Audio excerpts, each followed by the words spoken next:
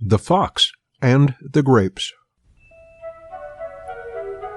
One hot summer's day, Fox was trotting along dusty paths and across dry landscapes on his way to a farm to visit his friend. He had to travel a long way and was in deep thought most of the time. Fox had to travel a very long way, and because of the heat, he became thirsty fast. But there still was water in half-empty streams that he could lap up. It wasn't water that was a problem on a long trip like this. It was food. As foxes do, he was trotting along, listening to other animals, insects, and the wind. And, of course, prey.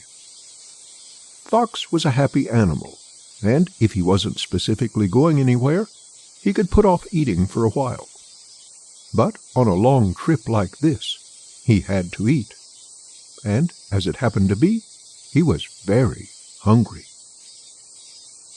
He sniffed the air while trotting, as foxes tend to do. Suddenly, Fox stopped. He smelled something very appetizing, and the smell came from a nearby farm. It smelled like a rabbit.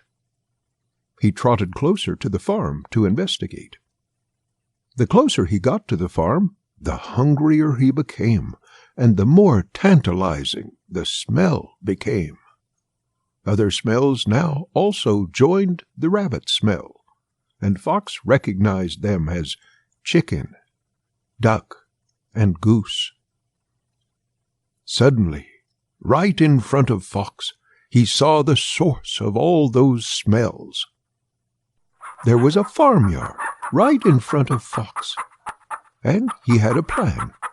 He saw a few rabbits fairly close to the fence of the yard. He crept closer, and closer, and closer, until he could almost touch the closest rabbit. And then he pounced, grabbed the rabbit, and ran off. It was bedtime, and Fox was not hungry any more. Plump rabbits filled more than just a spot, and Fox slept soundly until the next day, when the singing of birds woke him up. It was hot already, and before long Fox was hungry again, and thirsty, and breakfast wasn't showing itself. Fox was not dependent on eating meat like chickens, rabbits, ducks, and so forth. These were nice to have from time to time, but if he couldn't get a hold of such an animal, he could find his prey elsewhere. He could find a few slugs, insects, mice, and so forth. He could even find a fruit tree and pick some fruit if the branches hung low enough. He suddenly spotted a bunch of juicy grapes hanging right above his head. So right now, there was fruit on the menu. Fox looked up and saw that the grapes were very high. He imagined that they must be so sweet and juicy that they would quench his thirst as well as his hunger.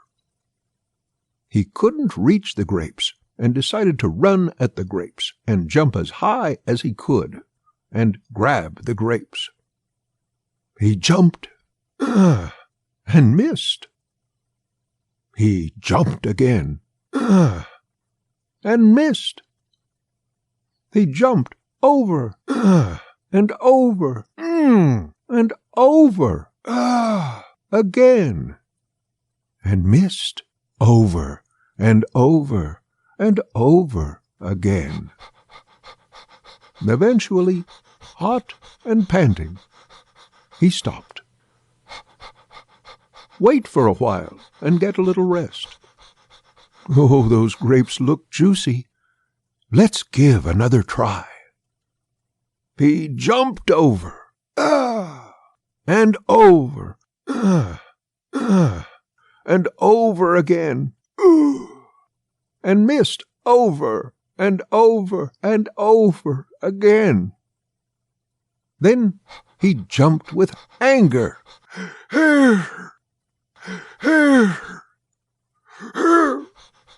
Still, he was not fortunate enough. "Well," he said to himself, "the grapes don't look so delicious anyway. They're probably sour. So I'll leave them be. Who wants to eat sour grapes anyway?" Fox went away, cursing the grape tree. The moral of the story is that you often hate what you can't attain. When you keep unrealistic expectations, failure is unavoidable.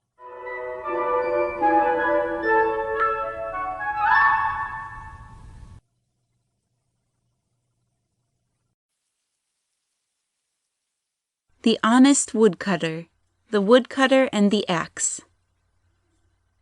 A long, long time ago, in a small village that stood close to a large forest, there lived a woodcutter who was very poor.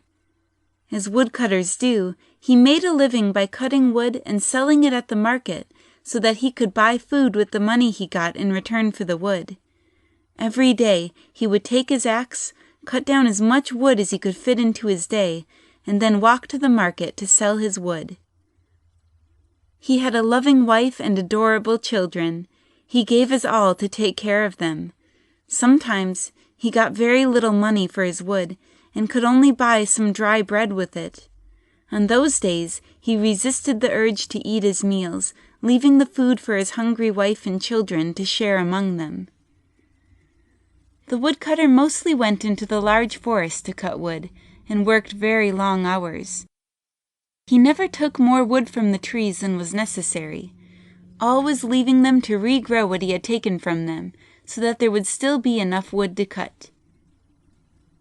There ran a wide and deep river through the heart of the forest. One particular day, while he was out cutting wood next to the river, he climbed into a tree to get to the older branches, leaving the younger, reachable ones to grow bigger so they could be cut later. While he was in the tree cutting a branch, a sudden strong wind came up and caused him to lose his balance. He caught hold of a branch to steady himself so he wouldn't fall, and his life was saved. However, in the process, his axe slipped and fell into the deepest part of the river. "Oh no!" he exclaimed. "I'd better dive into the river to find my axe, or I won't be able to take care of my family."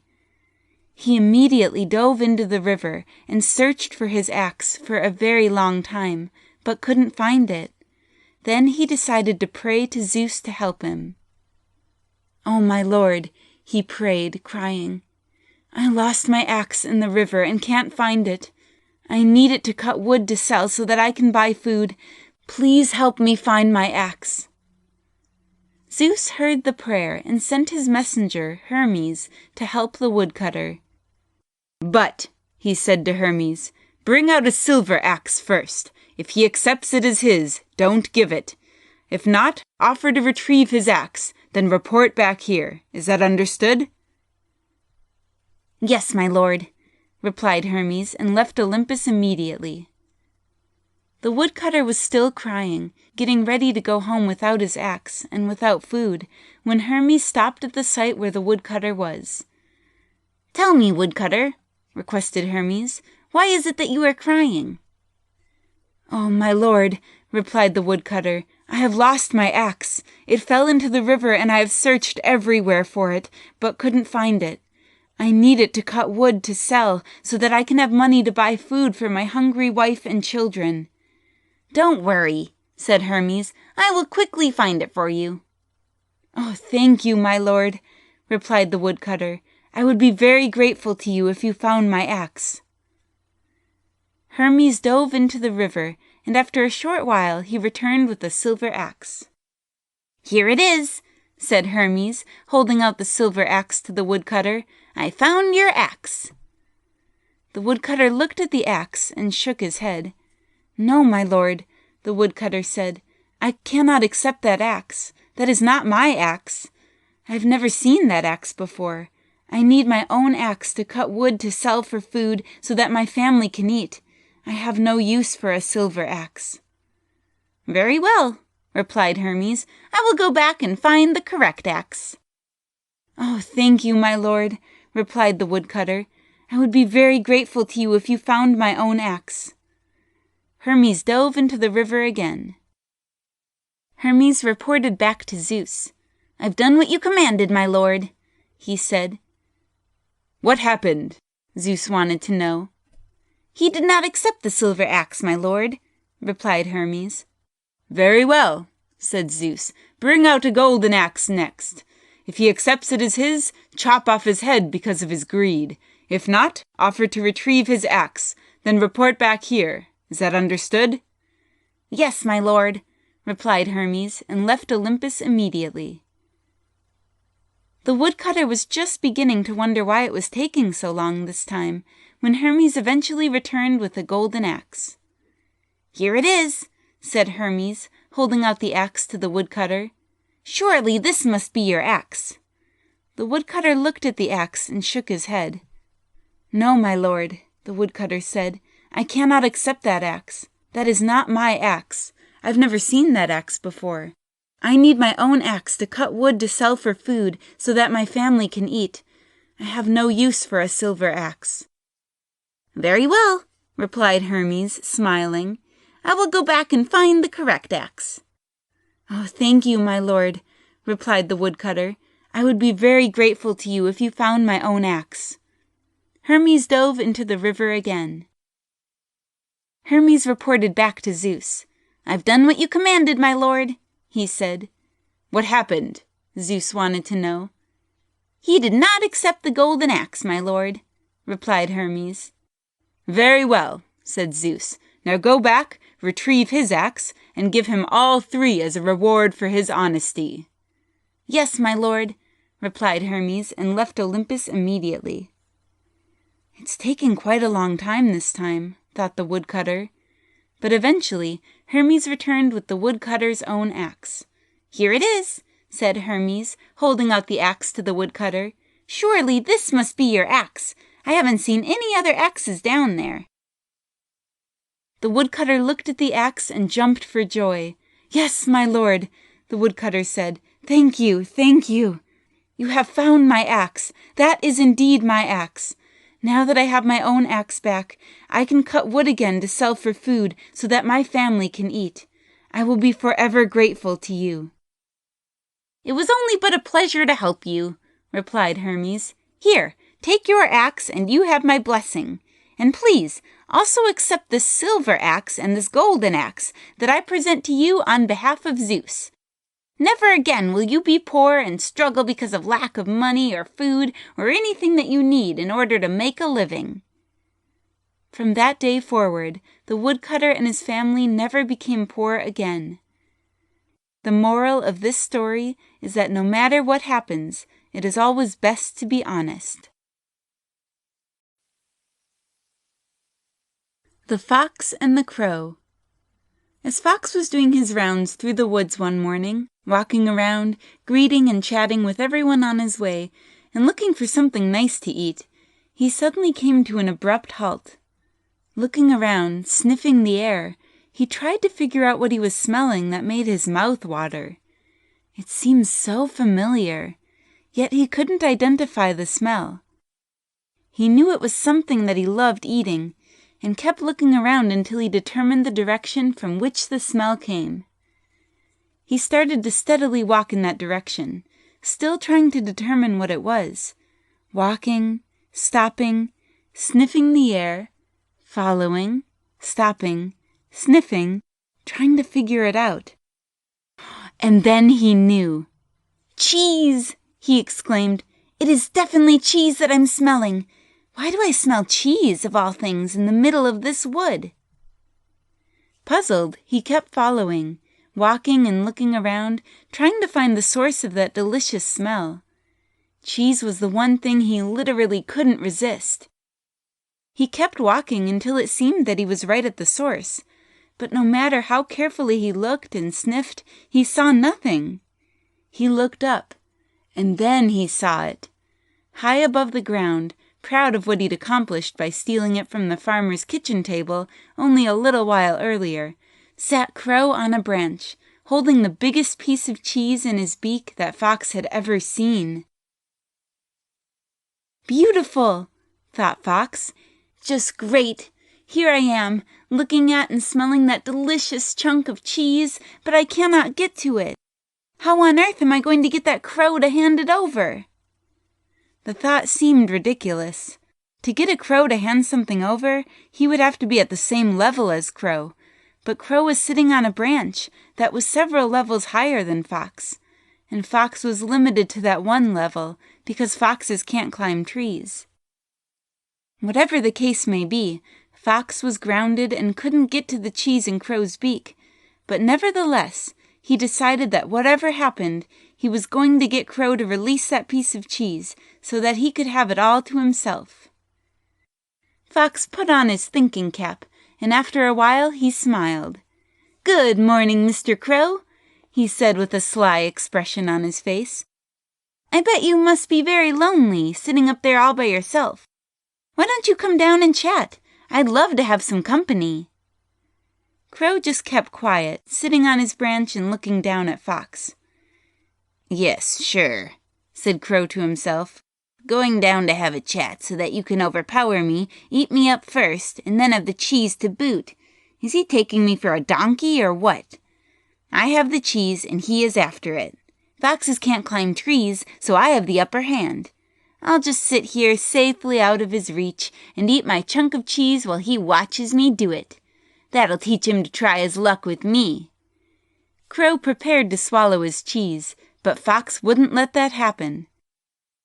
Back to the drawing board, thought Fox to himself. After a while, he smiled again. Fox decided to try and make the crow want to spit out the cheese. "Well, you know what, Mr. Crow," said Fox, "I wouldn't eat that cheese if I were you.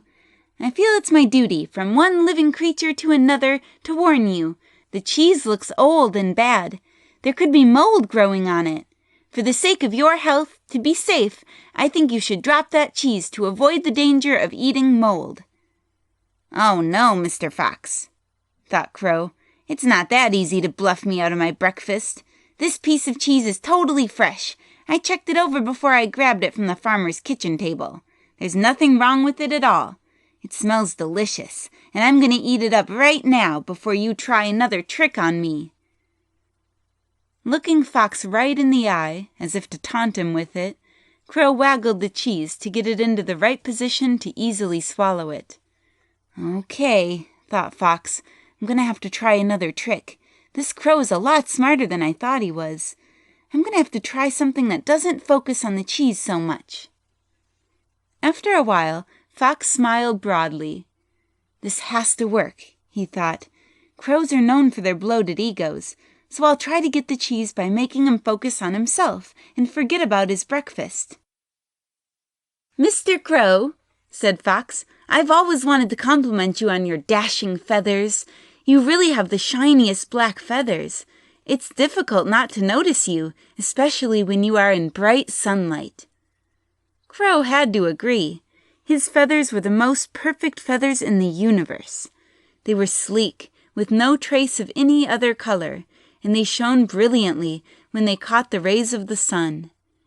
Crow smiled proudly to himself, moved out of the shadow cast by the leaves of the tree he was in, making sure that his feathers were in full sunlight. "Fox is right," he thought to himself, looking at his feathers. "They are rather charming." "And I just have to mention your head," said Fox. "Your head is above average in the kingdom of birds. It is fine and noble and sits perfectly on your shoulders. You look bold and courageous, yet wise and brilliant. You got the better deal when life dealt out heads to birds." "And again he's hit the nail perfectly on the head," thought Crow. "This little fox seems to know a lot. What he said is totally true. I do look bold, courageous, and all the rest. I am among the wisest of all birds." "And most of all," ranted Fox, the smell of cheese now really making him hungry, "after hearing you sing the other day, I have to tell you, you could bet your life on it that you've got the most beautiful singing voice in the kingdom of birds. Well, actually, just by looking at you, anyone would be able to tell that you are every singer's dream. Aren't all crows great singers anyway?" Crow nodded, starting to feel somewhat light-headed from all the praise and compliments. "And," continued Fox, "I will bet that you are the top singer out of all the crows, the very best. You can outsing them all, can't you?" Crow nodded again, his head spinning. Fox had managed to pinpoint his ultimate weakness, which was vanity, and zone in on it. "See," continued Fox, "I knew it! You are the bird kingdom's ultimate singer. You should focus on singing a bit more, and not deprive the world of having access to your genius. Everybody would love to hear you sing. Oh, how I'd love to hear you sing just once, just so that I could say that I've heard the world's best singer in action. That's all I dream about. I couldn't ask for much more from you. Just one little song, that would make me the happiest fox in the kingdom of foxes." Crow's mind was under attack, his thoughts racing in circles around him. Fox started to walk away. "Oh, well," he said, sighing heavily, "I can see that there's no chance of my dream coming true today. Better go back to where I saw those other birds trying to sing before I miss out totally. I stand a better chance hearing a boring old song from a nightingale or a canary." "Fox is right," Crow thought to himself. "Nobody has ever been more right than Fox is right now. I am the best singer around. There's nobody better. No other bird sings better than I do. No nightingale, no canary, no whatever. They're all totally overrated. As far as crows go, I'm the best. And as far as singing goes, I'm it. I'm everybody's dream come true. From this moment, from now on, I'll sing. My singing voice will never be still again, and I'll sing for Fox right now." Crow forgot all about his breakfast as he opened his beak and began to sing. The piece of cheese tumbled to the ground. Fox laughed, licking his lips. "I do thank you, Mr. Crow," he said, "and please stop singing. You're spoiling my breakfast." "But," said Crow, "you said you wanted to hear me sing." Fox laughed, winking at Crow as he ate the cheese. "Believing me was your demise," he replied as he walked away. The moral of the story is that you shouldn't believe someone who wants to rob you of something, and never let your ego get in the way of common sense. The Boy Who Cried Wolf. In a certain village, a young teenage boy was looking for a job. After walking from house to house and from farm to farm for many days, he reached a farm where the farmer was in need of a shepherd. "How much herding experience do you have, boy?" asked the shepherd, knowing that a young boy such as this would not have any experience yet, except perhaps on his parents' farm. "I don't have any experience at all, sir, since my father was a cotton farmer, and we never had sheep. But I am willing to start learning right away. Both my parents have passed away, and our farm was foreclosed. I also don't have any older siblings who can take care of me until I find a job, so it's urgent that I find a job soon, or I might freeze in the cold at night, or starve." The farmer was satisfied that the boy was honest, since he did not try and sketch a picture of himself having lots of good experience, as had happened in the past, where people came to him asking for a job. To the farmer, the boy's honesty was enough to secure the job, and he appointed the boy, giving him a room to live in and some decent clothes to wear. "When can you start?" the farmer wanted to know. "I can start right now, sir," said the boy, excited. "Just show me where your sheep are, and I will go to them immediately." "Not necessary to do that right now," said the farmer to the boy. "The sheep are already back from the hills for the night. Since it is Sunday today, you may take the time to move into your room, get settled, and get some rest. You will start your job tomorrow."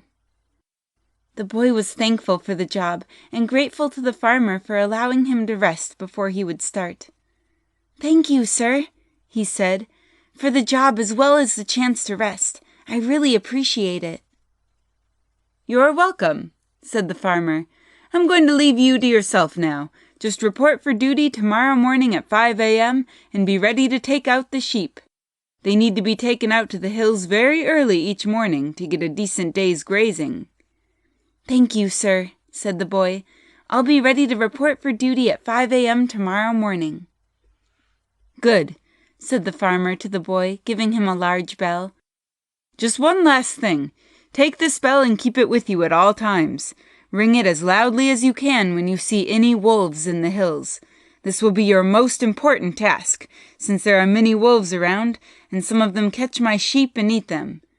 My previous shepherd did an excellent job protecting the sheep. I trust you will follow in his footsteps." "You will not regret this, sir, I promise," said the boy to the farmer. "And you don't have to be concerned about your sheep either. I love sheep, and will make sure that nothing bad happens to them." The boy said good night and went to his room to wash up, eat the last morsels of food he had with him, and get some well-deserved rest. For the first night since he'd left his home behind for good, he was able to sleep right through the night without interruptions. The next morning, the boy woke up well before 5 a.m. and was right on time to begin his day. "Good morning, sir," he said, smiling. "I can't wait to begin." "That's good news," said the farmer. "Follow me. I will show you to where the sheep are and explain to you how to get them to the hills." The boy followed, listening carefully to what the farmer said. Eventually, the boy was able to handle the sheep and knew how to drive them out to the hills. And when the farmer was happy with his progress, he gave the boy a hat, a packet of home-prepared food, and a bottle of water for the day. "This should keep you for the day," said the farmer. "And don't forget your hat. It will protect you against the heat of the sun." "Thank you, sir," said the boy, and left for the hills. The boy took the sheep up into the hills and sat down, bell in his hand. All morning the boy sat close to the sheep, watching out for wolves. That night he took them back to the farm. After the farmer counted his sheep and found them all to be there, he praised the boy. "Well done," he said. "They're all here. You did a great job." "Thank you, sir," said the boy. "I bet you're hungry," said the farmer. "Why don't you wash up and then return to the house for some food?" "That would be wonderful, sir," replied the boy. "I really do appreciate that." After dinner, the boy returned to his room, and before long he was fast asleep. The first week went well. The boy was happy with his job, and the farmer was happy with his new shepherd. Since the boy truly loved sheep, he thoroughly enjoyed every aspect of his job. He could sit for hours watching the ewes tend to their little lambs. The lambs ran around chasing each other playfully, each lamb staying close to its mom. The little ones were so dependent on their moms, and the boy had a soft spot for each ewe and each lamb. He made a silent vow never to allow any harm to come to his flock. The second week, the boy became a bit bored and wished he could have some fun, even if just for a few seconds. Suddenly, he got an idea. He thought it would be great fun if he pretended that there was a wolf, rang the bell, and cried, "Help, wolf!" at the top of his lungs, and then sat and watched how everybody scurried to get rid of the wolf that didn't exist. He picked up the bell and rang it a few times, shouting, "Help, wolf!" Within a few minutes, there were men with rifles everywhere. "Where's the wolf?" they wanted to know. "He's gone already," said the boy. "He ran off when he heard the bell ringing." "Well done, boy," said the shepherd. "You saved my sheep. I am very grateful to you." All the other men also praised the boy, telling him how brave he'd been, standing up to the wolf. The boy felt very proud and pleased with himself, almost forgetting that he'd made up the whole story. A few days later, the boy was feeling very bored again, sitting around keeping watch. "I had so much fun that day when I'd pretended there was a wolf," the boy said to himself. "That was a great experience, being praised by everybody. Perhaps I should try it again." The boy looked at the sheep. "What do you think?" he asked them. "Baa," replied one sheep. "Baa," replied another. "So that settles it then," he said to the sheep. "I'll do it again." The boy picked up the bell and rang it as loudly as he could. "Help, wolf!" he shouted, then sat back waiting. Once again, within a few minutes, there were men with rifles everywhere. "Where's the wolf?" they wanted to know. "He ran away," said the boy, "just like before. He ran away when I rang the bell." This time the men didn't say well done. They just looked at the boy, shook their heads, and walked back to the farmlands. The boy felt embarrassed. "They know I rang my bell when there was no wolf," he said to himself. Suddenly, he saw something move. A big gray animal was heading straight for the sheep. The boy picked up the bell and rang it as loudly as he could. "Help! Wolf!" he shouted. "Wolf! Wolf! Come quickly! There's a wolf!" The men heard the bell ring, but just carried on, doing their work. "Does he really think we'll believe him again?" they said to each other, shaking their heads. The boy kept ringing and crying as the wolf ate one of the cutest lambs. That night the farmer shook his head sadly as he looked at the boy. "You know, boy," he said, "I trusted you. After what you've done, I should fire you. But I know that you need a job, so I'm giving you another chance. Please don't do something like that ever again." "I'm sorry, sir," said the boy, crying. "It won't happen again. Thank you for giving me a second chance." "Don't mention it," replied the farmer. "It's all over now. Just remember the lesson, and remember that people don't believe a liar, even when he tells the truth."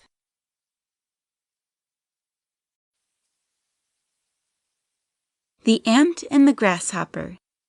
Somewhere in a field on a farm stood a sturdy anthill, harboring several million ants. Many of the ants were worker ants, meaning that they had to work each day from sun to sun, finding and gathering food and bringing it back to their anthill home to store up for times that they wouldn't be able to find any food elsewhere. The worker ants were happy, doing what they were born to do. A normal day for a worker ant, as it still is today, was to repeatedly, over and over, leave the anthill, either finding food sources or following each other to and from food sources that had already been found by their peers, collecting the food and carrying it back to the anthill. Knowing exactly where the food source is located, the ant would walk the distance between the anthill and the food source several times per day and or night. Like today, this was a non-stop process, and as I said, the ants were happy doing that, because that was the reason they were hatched. One such worker ant was walking in the field with his peers one day, just carrying out his duty, when he heard music. The ant felt irritated. He was trying to do his job, and the music was disturbing him. Not too far from there, a grasshopper sat on a blade of grass, rubbing his legs and wings together to produce the music that Ant was so annoyed by. "Is that really necessary?" the ant wanted to know. "I mean, here I am trying to do an honest day's work, and you carry on like making music is the only thing in the entire world that you have to do." "Pardon me," replied the grasshopper. "What's your problem? The sun is shining, everybody around me is in good spirit, and I have just had an awesome meal, and I am full. Still have all the grass that I can to eat in case I get hungry. It's such a beautiful day, colors everywhere. Is there any reason why I should not be making music?" "So all you've been doing all day so far was eating?" the ant wanted to know. "Of course," replied the grasshopper, rubbing its belly with its two middle legs. "I did indeed spend the entire morning just eating. Can't eat even one more bite. And now I'm making music. What else should I be doing?" To emphasize his point, he once again rubbed his back legs against his wings and made a loud buzzing sound. "Lovely," he said with a melancholic undertone. Nothing can beat the sound of a cheerful grasshopper making music. "Why don't you just stop and do something worthwhile for a change?" suggested the ant, an arrogant tone in his voice. "I'm trying to work here, and you're giving me a headache." "So what's wrong with music?" the grasshopper wanted to know. There's nothing wrong with a happy little tune or two to brighten up anyone's day. It's a total waste of time, replied the ant. I can't listen to music. I'm just too busy for that. I've got too much work to do to be worried about music. You have to work on a beautiful, pleasant, and sunny morning such as this? What work are you talking about? Inquired the grasshopper, sounding inquisitive. I'm moving food, replied the ant, gesturing to the mountain of hay that he just came from. The grasshopper noticed that thousands of ants were moving either to or from the hay, the ants moving towards the hay carrying nothing, and the ones moving away from it carrying large pieces of hay. You have to move it all? Asked the grasshopper. If we can, we sure will, replied the ant. It's my duty, my purpose. It's what I was born to do on this earth. It sure is a lot of work, said the grasshopper. Seems a bit much for you ant guys to manage all by yourself, don't you think? Sure, replied the ant, but as I said, it's what I'm made for. The grasshopper noticed that the ant was dragging a large seed. The insect seemed extremely heavy. Why is your load different than all the rest? The grasshopper wanted to know. Well, it's just how it works out sometimes, replied the ant. Whatever I can grab hold of becomes my load until I drop it. But where are you taking it to, drop it off? And for what purpose? The grasshopper wanted to know. It all seems a bit futile to me, like doing it all for nothing. We are all working to take as much food as possible to our nest, said the ant. Do you ever manage to get all of the food moved to your nest? Inquired the grasshopper. Can you remember even once that you have managed to do that? Not yet, replied the ant. Not even once? Asked the grasshopper. No, not even once, replied the ant. So why do you keep on doing it if it doesn't seem to be worth the effort? Asked the grasshopper. Because it's our purpose, replied the ant. We have to gather enough food for the long winter months, when there won't be any food in the fields. But won't it be a lot more fun to enjoy your life, sit in the sun, eat what you can, and play music? Asked the grasshopper. No, replied the ant. If we eat everything now, there won't be enough for the winter. Not good at all. We have to get ready for the winter. But why? Asked the grasshopper. It's still a long time before the winter will be here. I can't even imagine such a long time. It's summer now. These are the summer months. Why do you worry about the winter? Won't it be a lot more fun to enjoy your life, sit in the sun, eat what you can, and make cool music? We have to worry about the winter, said the ant. We always do. We spend our entire summer gathering food, storing food, so that when winter comes, we don't have to worry about food. That's what we ants do. It's better to worry about winter than to worry about food. Well, that's not what we grasshoppers do, said the grasshopper. While you ants toil in the summer, we grasshoppers enjoy the summer. We know how to live. We eat and sleep, and we make music. Nothing stops us from working, of course, but we prefer not to. We are a social bunch, fun-loving and outgoing. We dance and have fun. Cool, said the ant, and this is where we separate. Just go right ahead and do whatever it is you grasshoppers do, and I will do what ants do. Don't go yet, ant, said the grasshopper. Please stay a while and have some fun. Spend some time with me, just one day. Afterward, you can go back to your toiling. Spend one day with me, okay? Sorry, grasshopper, said the ant. To do that would be totally against my nature. I'm an ant, not a grasshopper. As I said, I have work to do. The ant walked off, dragging his heavy apple seed, and struggled off across the field. Well, go and toil, I don't care, said the grasshopper. Please yourself, and see if I care if you waste your life away. I don't care one bit. I've got things to do.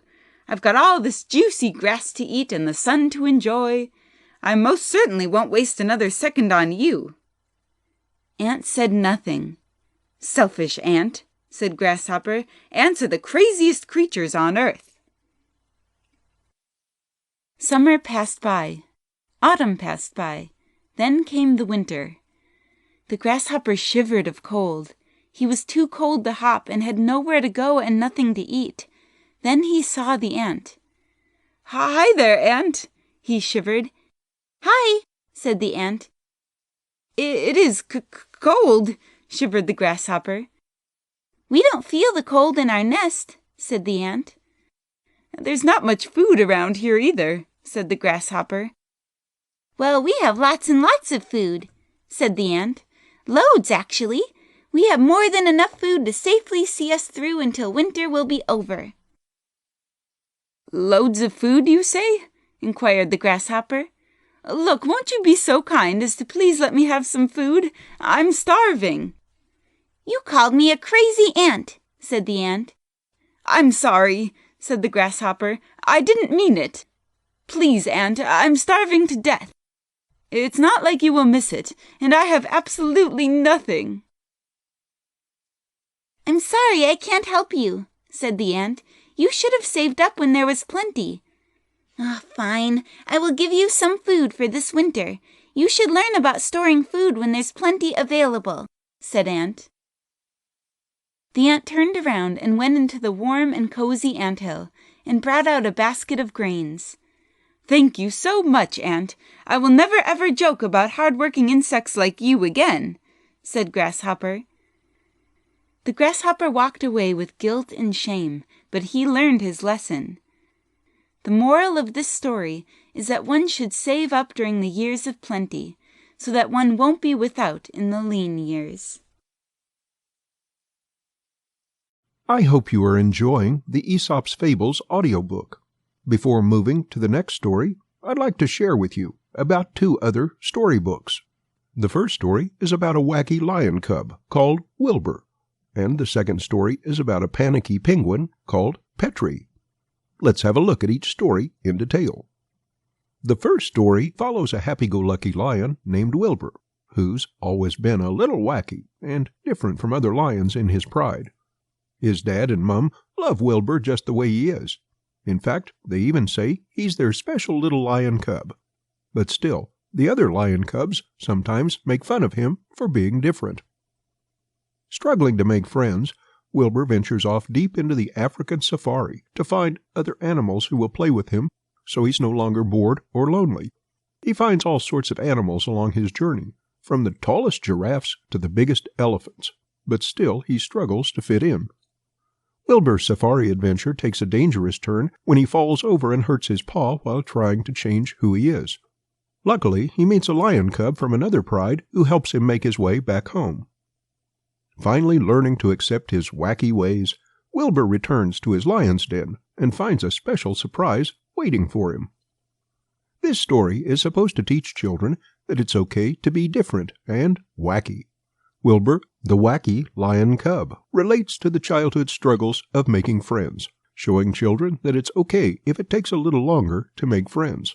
It will all work out eventually. Overall, the main goal in this novel is to promote children to be themselves and not to change who they are just in order to fit in with the crowd. Let's have a look at the second story. Change is never easy, but when Petrie learns that his home is melting away due to the polar ice caps shifting and global warming, he is very sad.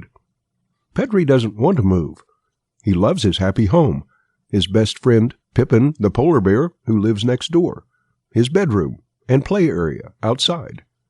This home was all he knew. It was safe and familiar. Petrie had spent his entire life there in that igloo. It had so many great memories of laughter, playing hide-and-seek with his family and best friend Pippin, and even bath time. Petrie was so fond of that place that, danger or not, he refused to go. Petrie put up a great fight in his resistance to change and the unknown. He stomps his feet and holds his breath until he's red in the face, and even hides away in his room, thinking that if his parents can't find him, that they'll stay in their igloo forever. Eventually, however, Petrie sees the danger within their home and agrees to move, even though he doesn't like the idea of change. It's different and scary. When he gets to his new house, Petrie realizes his room is bigger. He can still walk to visit his best friend Pippin, and his parents even surprise him with a new slide. Even though he misses his old home, he appreciates that his family are well and that they have a roof over their head. As it would turn out, home isn't a place, but where your loved ones are. This story is aimed to teach young kids that change isn't always a bad thing, while also creating awareness about looking after our animals and environment. If you would like to listen to these 2 awesome stories, get them from Audible or iTunes now. Let's get back to the Aesop's Fables.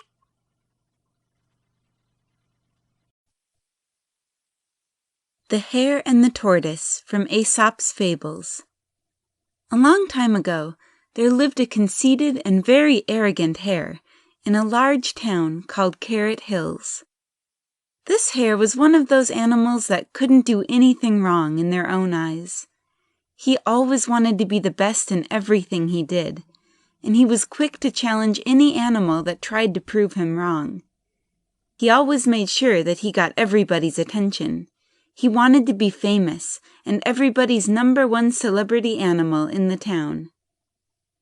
One of Hare's favorite pastimes was to gate crash on public events where large crowds of animals were gathered together. He would then wave at the crowd with a big smile and make sure that everybody's eyes were on him. He would always show up wearing his favorite sportswear, and once he had everybody's attention, he would run in a circle around the venue as fast as he could, showing off his superior running skills. "Hey, everybody!" Hare would then say to the other animals. "Just look at me! Just look at how fast I can run! I can run much faster than any other animal here. I bet there is none of you who would dare to take me on in a race." Hare would then run to and fro at his top speed quite a few times, then stand still monitoring the response of each animal. When nobody responded, he would then openly and arrogantly challenge everybody present to try running faster than he could. Parading up and down, he would listen to the animals' statements of approval, and animals agreeing that he was indeed very fast. "Well," he would inquire, "how about running a race against me? Anyone?" When he received no reply, he would turn around and walk away, laughing at and ridiculing all the animals that were too afraid to run a race against him. This drama repeated itself at least 2 or 3 times per week. One particular day, having just completed his usual egotistic parade, he wanted to know, as usual, who among the crowd thought he was very fast, and in fact, faster than everybody else. "Yes," agreed the monkey, "that was indeed very fast." "Yes, very fast," confirmed the giraffe. Hare would grin from ear to ear, delighted to hear that the animals agreed that he was the fastest animal around. But then he heard something that made him scowl. From somewhere in the crowd, someone inquired, "And just how, exactly, will you prove to us all that you are, indeed, the fastest animal around?" Hare smirked, staring at the animals scornfully. "Well," he said, "if you think that you are so much faster than me, why don't you come forward and commit to a race against me?" Nobody answered his call. "So," he tried again, "who wants to race against me?" Total silence dawned upon the crowd. Those who usually had the guts to face Hare suddenly stood with their mouths full of teeth. Nobody dared to even look him in the eye. "Come on!" taunted Hare, smiling broadly, challenging the speaker to come forward. "It's not difficult at all. Who thinks they can beat me? Anyone?" None of the animals spoke. "See," said Hare, "you're all too scared to risk it."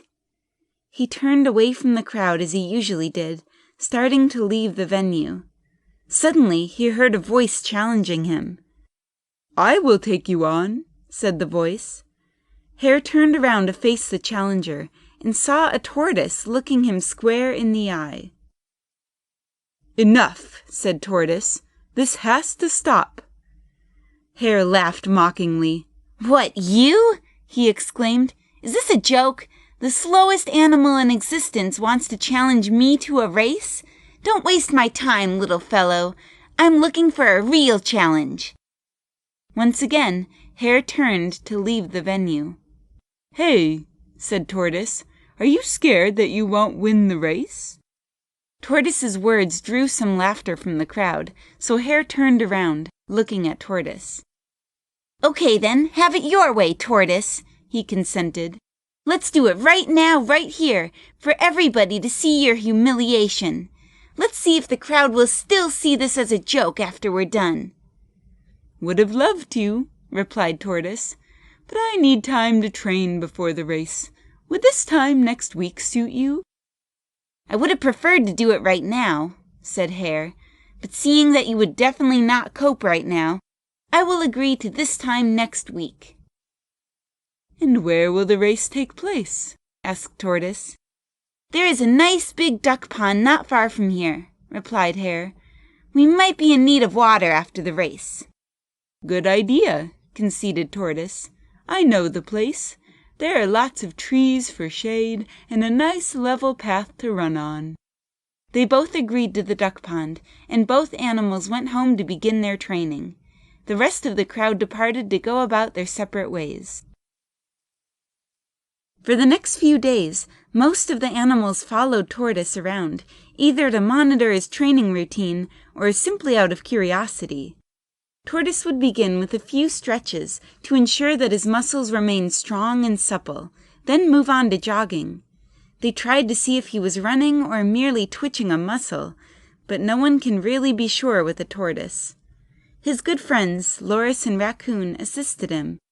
Crow was also always near, trying to see how cleverly he could formulate his questions and statements, and Fox was always around, just being a proper nuisance. "Hey, Tortoise," interjected the Crow one day, "are you doing the right thing, I wonder? Have you ever really watched Hare run? I'm not sure anyone can catch him, and you, well, look at yourself. Try to think for yourself. You may regret your interjection in Hare's little moment of fun for the rest of your life." "Don't worry, Crow," said Tortoise. "I will start getting some speed any moment now. You just wait and see, okay?" Crow nodded, but kept quiet. Anyone could see that Tortoise was not about to increase his speed any time soon. The closer the day of the race came, the more excited all the animals became.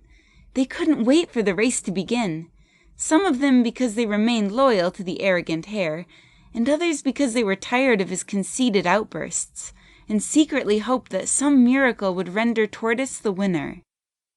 And then, at last, the day came. Animals started assembling from very early. Tortoise made his way to the racing venue and showed up at last. When he got there, he saw Hare ready to speed off. He wore brand new sports clothes and looked on top of the world. Fox, excited to finally get a chance to show off his skills, pointed to a tree. "This is where the race will begin," he said while drawing a line on the ground. "The race will be on the path around the pond. The first one to cross the same line again and touch the tree after completing the path around the pond is the winner. So, let the fun begin." He lined Tortoise and Hare up behind the line that he drew. "Are you ready, Tortoise?" he inquired. Tortoise merely nodded, his throat too dry to speak. "Are you ready, Hare?" he asked. "You bet," replied Hare, "so let's get this done." Fox did the countdown. "Get on your marks, get set, go!" And the race began. Hare was already 100 yards off the mark when he looked back and saw that Tortoise had barely moved. He ran back. "When are you planning to start running?" he asked. "I have," replied Tortoise. "Are you kidding me?" asked Hare. "Well, never mind. I'll just take a stroll around the pond and enjoy the scenery." And off he went on a slow walk, talking to Monkey as he walked. Their conversation captured Hare's attention, and he sat down just chatting for a while, completely forgetting about the time. "Hey, look," Monkey alerted Hare. "There's your friend Tortoise. He's just past you." Hare decided it was time to get going again and started walking, passing Tortoise a few seconds later and waving and smiling at him. It was quite a hot day, and 50 yards from the finishing line, Hare decided to sit in the shade of a tree and rest a bit. The heat made him drowsy, and before long he was fast asleep. After an hour, Tortoise passed him, careful not to wake him. Tortoise kept going until the finish line, crossed the line, and touched the tree with his nose just before Hare caught up. Tortoise was declared the winner. He received a big gold trophy from Fox. Everyone cheered. Hare slowly walked away to the woods with shame and never returned back to talk to anyone again. We hope you enjoyed this classic tale. If you would like to listen to more classic tales like this, search Naomi Phillips Classic Stories on audible.com to see the whole list. Little Red Riding Hood. In a dense forest in a faraway land, there lived an old lady who had a granddaughter called Red Riding Hood. The girl got that name because of the red hooded cape, called a riding hood in those areas, that her grandma had sewn for her, and that she was always wearing when walking outside or when visiting Grandma. From time to time, Red Riding Hood visited Grandma, and they both had lots of fun baking cookies and pies and all kinds of delicious goodies. She really enjoyed these visits from Red Riding Hood, since she loved her granddaughter very much. One early morning, when Red Riding Hood was playing in her bedroom, her mom called her, giving her a basket full of goodies. "Red Riding Hood," she said, "I received a message from the woodcutter living in the wood near Grandma that Grandma is not well. Because Grandma loves you very much, she will get better a lot sooner if you visit her today, and give her this basket full of fruit, milk, cheese, and fresh cookies that I have made. You should leave right away so that you can be back before it is dark." "I will leave right away, Mommy," replied Red Riding Hood. "I will go as fast as I can." She took the basket and began skipping towards the wood. "Aren't you forgetting something?" asked her mom. Red Riding Hood looked back, seeing that Mother was holding her red-hooded cape. "Oh, thank you, Mommy," she said. She took the cape and put it on, and then she skipped towards the wood. Once again her mom called her back. "Yes, Mommy?" she inquired after returning to her mom. "This is very important," said her mom. "Make sure you don't wander off the path to Grandma's house. Don't talk to any strangers, and be extra careful. Keep looking around for any dangers, and try to get to Grandma's house and back as quickly as you can. And do not take the shortcut that starts halfway through the wood. The woodcutter warned me about a big bad wolf wandering about the wood, causing trouble for everyone in the wood, and he is particularly busy along that shortcut." "I will be extra careful, Mommy," promised Red Riding Hood. "That's my girl," said her mom, and handed her some candy to eat along the way. "Thank you, Mommy," she said, turned around and skipped towards the wood, excited that she would see her grandmother again. Red Riding Hood had to travel a long way by foot through the dense wood to get to Grandma's house, so she had to walk quite fast. At first she just skipped right ahead, singing beautiful songs while she was skipping along. But the skipping made her tired, so she slowed down to a normal walk, which was fine, since it gave her the opportunity to look around, admiring birds, bunnies, squirrels, and flowers. Especially flowers, because she loved all the beautifully colored flowers that were growing everywhere around her. She was brought up to have a love for all things alive, so she was drawn to all plants, insects, and animals. She could even talk to the animals and understand their languages. She wanted to pick some of the flowers for Grandma, but she resisted the thought. She remembered what Mom had told her about the wolf. She tried not to think about the big bad wolf, because the thought scared her. All the wolves that she had met in the past were beautiful, kind, and charming creatures. Something really bad must have happened to that poor wolf to become so bad, she thought by herself, feeling sorry for the wolf. Suddenly, she got startled by a bright blue and yellow butterfly that landed on her nose. Her thoughts turned from gloomy to cheerful. "Hi, little butterfly," she greeted. "Where are you going so early in the morning?" She knew that insects couldn't really speak, but she followed their thought patterns, and the anxious fluttering of the butterfly's wings seemed to indicate danger. "Thanks, little one," she exclaimed. "I will keep my eyes open for that big bad wolf." The butterfly's wings dipped twice, and then it flew away. Red Riding Hood was grateful for the butterfly's warning, and was suddenly more alert. She was less tired after her slow walk, and started skipping again, singing another beautiful song. Suddenly, a beautiful fallow doe appeared in front of her. "Hi, Binky," she greeted. "Where are you going so early in the morning?" "Hi, Red Riding Hood," the doe replied. "I'm looking for my babies, Buttercup and Willow. Did you perhaps see them wandering about?" "Oh no, Binky!" Red Riding Hood exclaimed. "Let's quickly find them.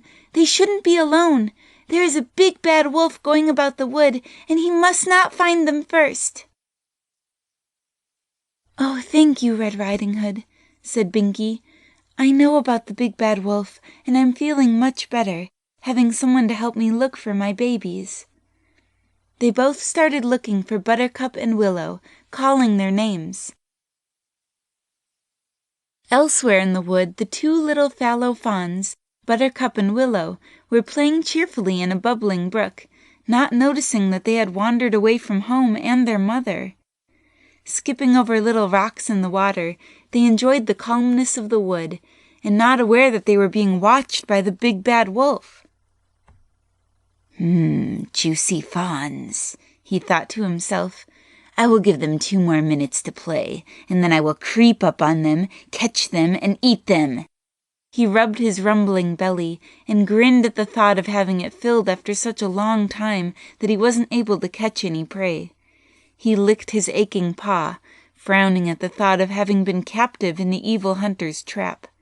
Luckily, he had escaped by pulling his paw out of the trap, but his paw got hurt very badly, losing 3 of his toes. The 2 little fawns were enjoying their play, when suddenly they heard someone call their names. "Oh, isn't that Mommy calling, Willow?" asked Buttercup.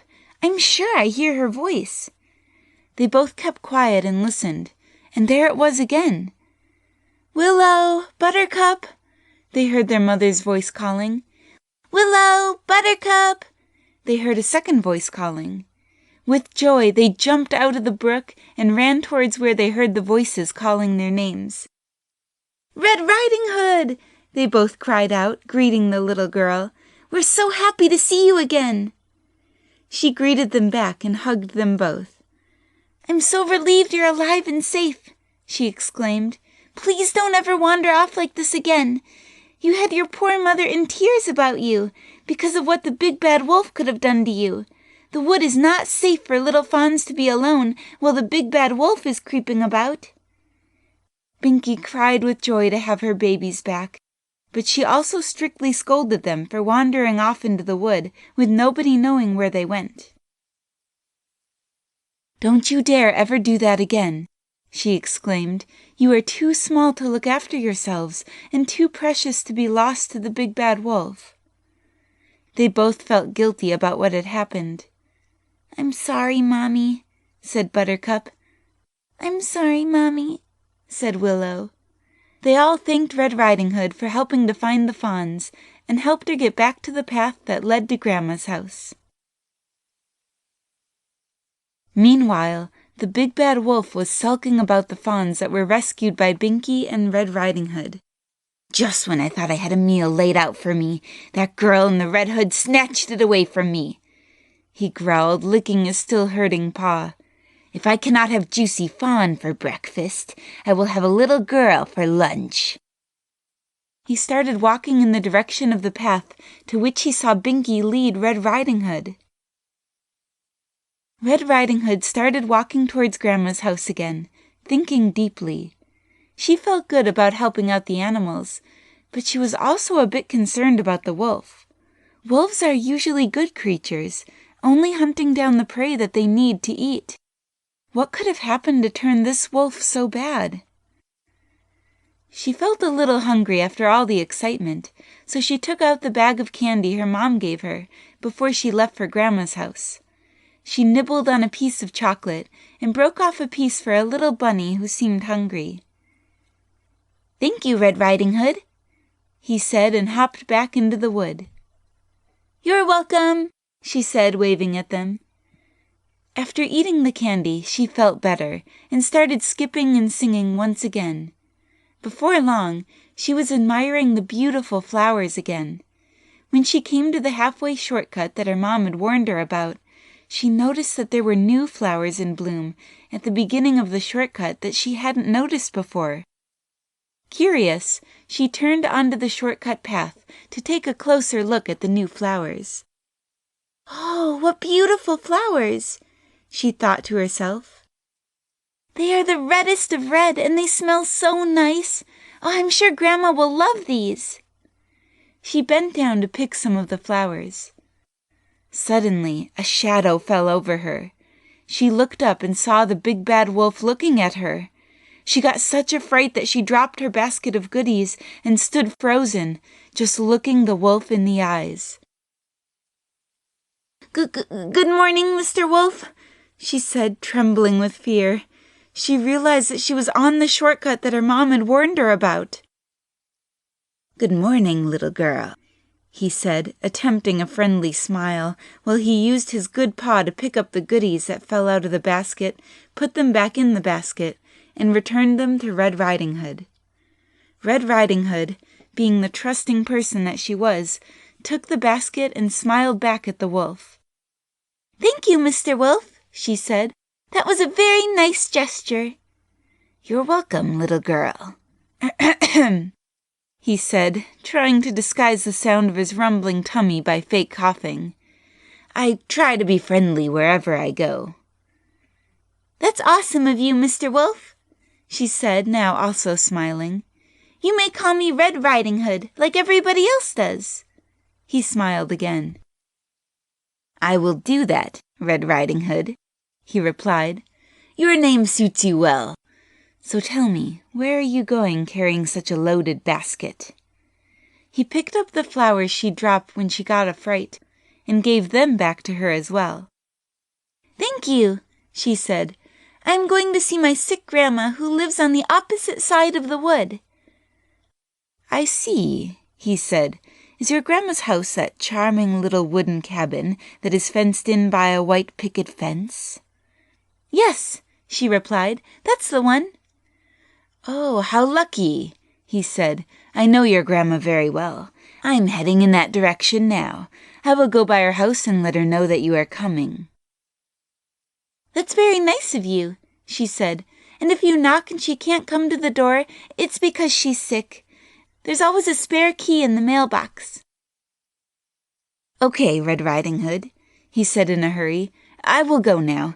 If you like, you may come with me. I know a shortcut through the rest of the wood." Red Riding Hood immediately thought about her mom's warning and declined the offer. "Oh, thanks for the offer, Mr. Wolf," she said, "but my mommy warned me to stay off the shortcut. I'll just stay on my normal path." She walked back to the path. "Thanks for everything," she said, turning around to wave. But there was nobody to wave to. The big bad wolf had already gone on his way, following the shortcut to Grandma's house. The big bad wolf couldn't believe his luck. "How lucky I got this time," he thought to himself. "When I saw my meal in the form of 2 succulent fawns slip away from me, I thought that I might just be lucky enough to have the girl for lunch. But now, knowing where to find a key to her grandma's house, I will have 2 meals in one day. First, I will eat the grandmother for lunch, and later, when the girl arrives, I will eat her for dinner." He licked his lips. He moved as fast as he could with his paw still aching a lot, and got to Grandma's house. He took the spare key from the mailbox, unlocked the door, and opened it. Everything was quiet. He entered the house and went to Grandma's bedroom, where she was sound asleep. "This is just too easy," he thought to himself and giggled.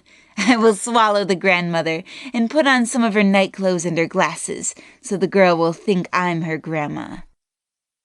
He pounced on Grandma, grabbed her, and swallowed her whole. After swallowing Grandma, the wolf quickly took one of her nightgowns and put it on. He also pulled on her sleeping cap and put on her glasses. He got into Grandma's bed, pulling the sheet high up so just his eyes and ears were visible. Just in time before Red Riding Hood opened the door and rushed into the bedroom. "Oh, Grandma!" she exclaimed. "I'm so relieved to see you okay and still alive. When I realized that I told the wolf how to get into your house, I was so worried. I'm so sorry I broke our code. We will have to think of a new hiding place for the key now." She walked closer and put the basket of goodies on the bed table, looking directly at the wolf for the first time. "But Grandma," she exclaimed, "why are your eyes suddenly so big?" "I have to stretch my eyes to see you better, my child," replied the wolf. "Oh," said Red Riding Hood. "But what about your ears, Grandma? Why are they so big?" "They're not really bigger than usual, my child," he replied. "I pulled up the bedsheet very high because I was cold, so my ears look a bit bigger." Not convinced, she moved away from the bed. "Grandma," she said, tears in her eyes, "what about your mouth? Does your mouth just look bigger too?" The wolf realized if he wanted to eat Red Riding Hood, he would have to be quick about it. So he jumped out of Grandma's bed and grabbed her. "Well, you see, little girl," he said, "my mouth is so big so I can swallow you better." Then he picked up Red Riding Hood and swallowed her whole.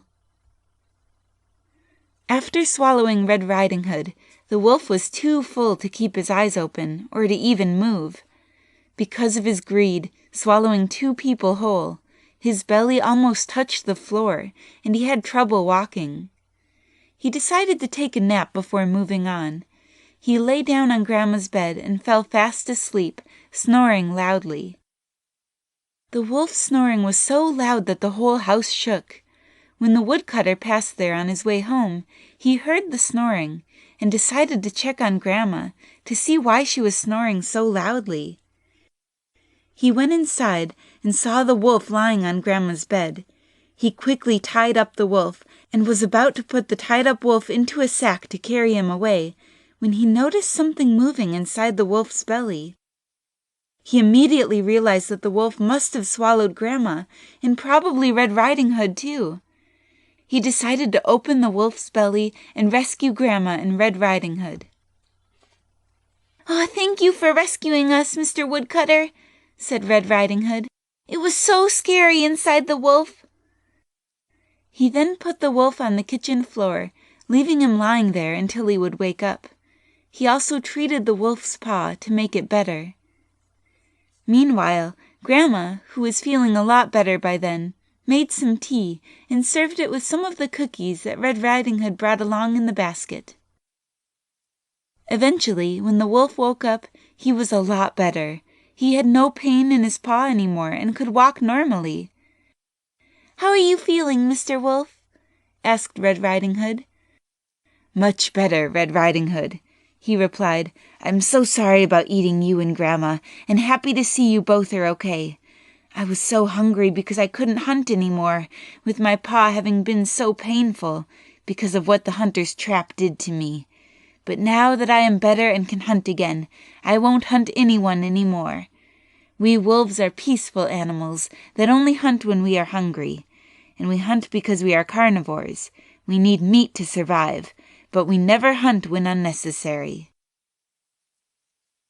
The woodcutter decided that the wolf should go to the wolf shelter anyway, where he would never have to go hungry again. In the end, the woodcutter got to do his job, the wolf was saved, and Red Riding Hood and her mom and Grandma lived happily ever after.